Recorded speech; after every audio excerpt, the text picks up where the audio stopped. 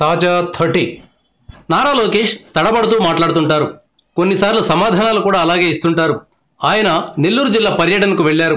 అక్కడ ఒక వ్యక్తి లోకేష్ పై ప్రశ్నల వర్షం కురిపించారు. వాటిలో ఒకటి జగన్ రేవంత్ రెడ్డిలకు సంబంధించినది. పలు కేసుల్లో జగన్ A1 ముద్దాయిగా ఉన్నారు.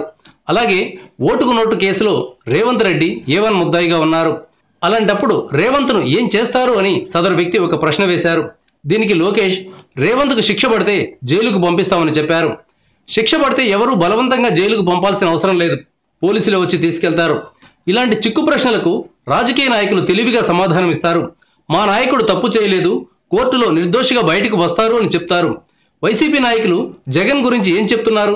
కడిగిన ముత్యంలా జగన్ సిబిఐ ఈడీ కేసుల నుంచి బయటకు వస్తారని చెప్తున్నారు. లోకేష్కు ఇలాంటి సమాధానం చెప్పడం తెలియక రేవంత్కు శిక్ష పడితే జైలుకు పంపిస్తామని అన్నారు. ఇటుపక్క తెలంగాణలో రేవంత్ రెడ్డి రేయంబవళ్లు శ్రమిస్తున్నాడు. కేసీఆర్ ఆయన కుటుంబం మీద అవకాశం దొరికినప్పుడల్లా దాడి చేస్తున్నారు. నారా లోకేష్ ఏమో ఆయన గాలి తీసేలా మాట్లాడారు.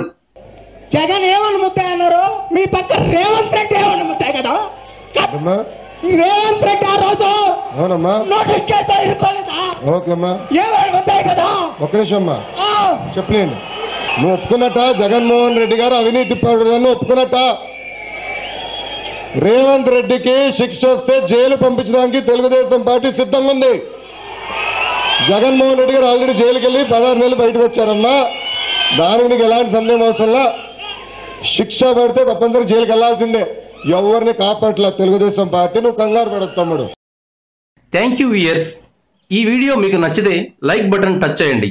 తాజా 30 ఛానల్కు సబ్స్క్రైబ్ చేయండి. మీ మిత్రులకు షేర్ చేయండి.